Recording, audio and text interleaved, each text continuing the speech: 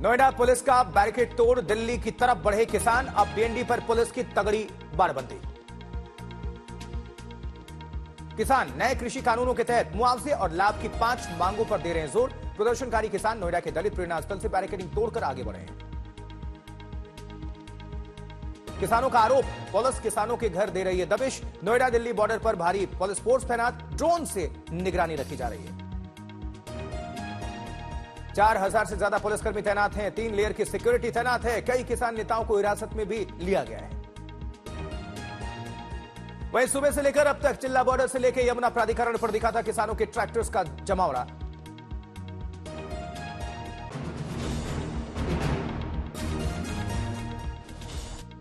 नोएडा के महामाया फ्लाईओवर से भी दोपहर में आई थी किसानों की हुजूम की तस्वीरें।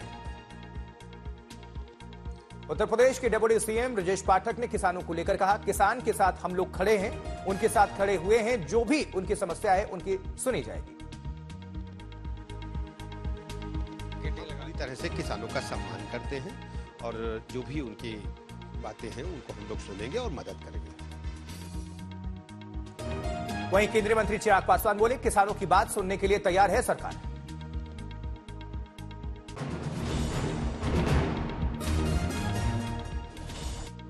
लखनऊ से संभल जाने से पुलिस ने कांग्रेस नेताओं को रोका। कांग्रेस दफ्तर के बाहर लखनऊ पुलिस का भारी बंदोबस्त। पुलिस ने कांग्रेस नेताओं को संभल जाने से रोका, दी हिदायत कि फिलहाल वो संभल ना जाएं, लेकिन कांग्रेस के नेता अड़े हुए धरने पर बैठे थे। हालांकि ये खत्म हो चुका है प्रदर्शन। संभल जाने से रोके जाने पर अजय राय का बयान, 10 दिसंबर तक संभल जाने पर प्रतिबंध है। अजय राय ने प्रशासन की रोक पर कहा, जब प्रतिबंध हटेगा तब पुलिस हमें बताएगी। लखनऊ में कांग्रेस सेल्फी लीडर आराधना मोना मिश्रा को पुलिस ने उनके घर में रोका जब वो पीड़ितों से मिलने संभल जा रही थी।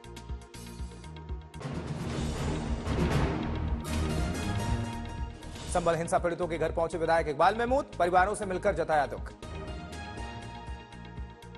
समाजवादी विधायक इकबाल महमूद बोले, मस्जिद के लिए पूरी कौम कुर्बान होने के लिए तैयार। ब्रजेश पाठक ने संभल और किसानों के विरोध को लेकर समाजवादी पार्टी और कांग्रेस की आलोचना की। कहा, संभल वोट की फसल विपक्षियों को दिख रही है, जबकि वहां शांति व्यवस्था होनी चाहिए। ब्रजेश पाठक ने कहा, समाजवादी पार्टी के लोग उलूल जुलूल बयानबाजी कर रहे हैं, जो भी अपराध करते हैं उसका कनेक्शन समाजवादी पार्टी के साथ है। दंगाई, ये जो संभल में दंगा हुआ है, आप जो चेहरे देख रहे हैं सब समाजवादी हैं। ये जितने भी दंगाई हैं सब समाजवादी पार्टी के कार्यकर्ता हैं और इन्होंने जानबूझ करके वहां दंगा फैलाने का काम किया है, जिससे वोटों की फसल काटी जा सके। महाराष्ट्र की सियासत में हलचल जारी है। महायुति नेताओं की बैठक कल तक के लिए स्थगित है। कल सतारा से लौटे एकनाथ शिंदे पड़े बीमार, गले में बताया संक्रमण। श्रीकांत शिंदे ने सोशल मीडिया प्लेटफॉर्म पर किया पोस्ट, कहा, नई राज्य सरकार में मुझे डिप्टी सीएम का पद मिलने की अटकलें झूठी और निराधार थी। वहीं श्रीकांत शिंदे ने कहा, मुझे किसी मंत्री पद की लालसा नहीं है, ना मैं किसी दौर में हूं। महाराष्ट्र में जेपी नड्डा ने बीजेपी विधायक दल की बैठक के लिए ऑब्जर्वर वित्त मंत्री निर्मला सीतारमण और विजय रूपाणी नियुक्त किए गए हैं। वहीं मास्टर साहब से नेता बन गए हैं अवध ओझा। जी हां, अरविंद केजरीवाल और मनीष सिसोदिया की मौजूदगी में आम आदमी पार्टी का दामन थाम लिया है। आम आदमी पार्टी में शामिल होकर बोले अवध ओझा, कहा, शिक्षा क्रांति से प्रभावित हुआ। मैं निश्चित तौर पर शिक्षा को चुनूंगा, ऐसा ही कुछ उद्देश्य मेरा भी है और राजनीति में आकर शिक्षा का विकास मेरा सर्वोत्तम उद्देश्य है। संसद में शाम 4 बजे द साबरमती रिपोर्ट फिल्म देखेंगे प्रधानमंत्री मोदी। फिल्म अभिनेता मिथुन चक्रवर्ती के खिलाफ रामपुर कोर्ट में केस दर्ज, भड़काऊ भाषण देने का आरोप। रामपुर कोर्ट में कल दिसंबर को होगी इस मामले की सुनवाई, 3 दिसंबर। दिल्ली के तिलक नगर में पीड़ित परिवारों से मिलने पहुंचे केजरीवाल। कार शोरूम और स्वीट्स शॉप पर कुछ दिन पहले हुई थी फायरिंग। अरविंद केजरीवाल ने पीड़ित परिवार को गैंगस्टर की फिरौती कॉल और धमकियों पर हर संभव मदद का आश्वासन दिया। दिल्ली में बढ़ते अपराध को लेकर केजरीवाल ने जाहिर की हैरानी, कहा, दहशत में दिल्ली के कारोबारी, ऐसी दिल्ली हमने कभी नहीं देखी। पूर्व मुख्यमंत्री अरविंद केजरीवाल ने राजधानी में कानून व्यवस्था पर केंद्र सरकार पर निशाना साधा। दिल्ली वालों के लिए सुरक्षा की मांग। दिल्ली में कानून व्यवस्था पर सियासत के बीच नारायणा इलाके में 36 साल के शख्स की चाकू मारकर हत्या। मामले में पुलिस ने 2 आरोपियों को गिरफ्तार किया है। वहीं आरएसएस प्रमुख मोहन भागवत का जनसंख्या को लेकर बयान, हर परिवार को 3 बच्चे पैदा करने की नसीहत। आरएसएस चीफ मोहन भागवत ने जनसंख्या विज्ञान का दिया हवाला, कहा घटती आबादी से समाज और भाषा को खतरा। मोहन भागवत के बयान पर छिड़ा सियासी संग्राम। ओवैसी ने पलटवार करते हुए कहा, ज्यादा बच्चे पैदा करने के लिए निकालें स्कीम। कांग्रेस नेता तारिक अनवर ने संघ प्रमुख पर हमला बोला, कहा उनकी सोच उनके दिवालियापन को साबित कर रहा है। समाजवादी पार्टी प्रवक्ता फकरुल हसन चांद ने आरएसएस चीफ की कई बात पर चुटकीली, कहा जब कुछ संघ प्रमुख बोलते हैं तो असहज हो जाती है बीजेपी।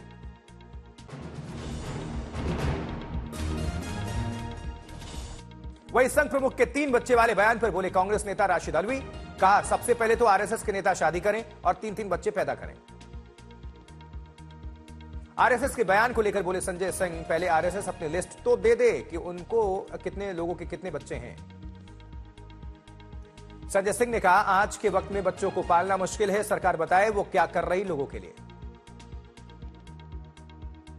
दिल्ली चुनाव को लेकर बोले संजय सिंह, कहा बीजेपी हार रही है इस बार का दिल्ली चुनाव, इस बार मुद्दा है कानून का जो दिल्ली में है ही नहीं। पश्चिम बंगाल विधानसभा में वक्फ संशोधन विधेयक के खिलाफ टीएमसी का प्रस्ताव पेश।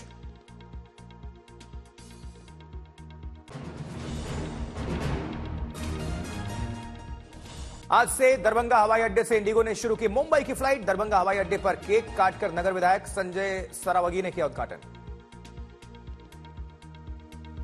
वहीं बगहा में 15 दिसंबर से होगी नीतीश कुमार की महिला संवाद यात्रा की शुरुआत।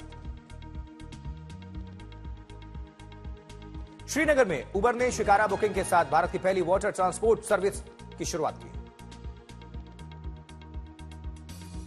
दिल्ली में एमएलएम ग्रुप के विनय जैन को 2024-26 के कार्यकाल के लिए जेआईटीओ नई दिल्ली चैप्टर का अध्यक्ष किया गया नियुक्त, जिसका लक्ष्य है समाज के सभी वर्गों में शिक्षा विकास को बढ़ावा देना।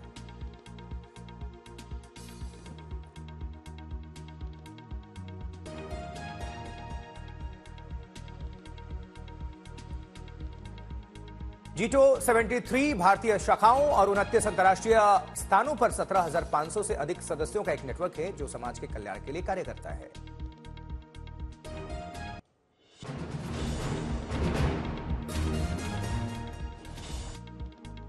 वहीं फेंगल तूफान ने मचाई तबाही, भूस्खलन, उखड़े पेड़, भारी बारिश से बाढ़ जैसे हालात।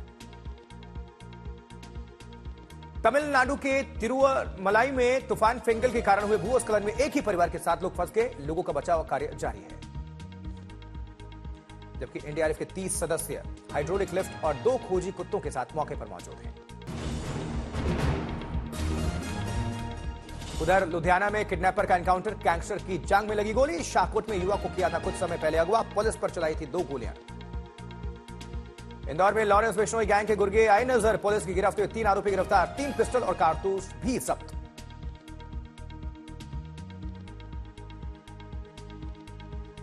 संभल में मस्जिद के अंदर मौलवी ने 13 साल की बच्ची से की रेप की कोशिश। मासूम बच्ची को 3 घंटे तक कमरे में बंधक बनाकर रखा था इसमें। बच्ची को तलाशते हुए परिजन पुलिस के साथ पहुंचे तो कमरे के अंदर से बरामद हुई बच्ची। पुलिस ने दर्ज किया एफआईआर। मौलवी और उसका भाई सहित 2 आरोपी गिरफ्तार किए गए हैं। धनबाद में बाइक सवार 2 अपराधियों ने की फायरिंग, गैंगस्टर के भाई पर अपराधियों ने किया जानलेवा हमला।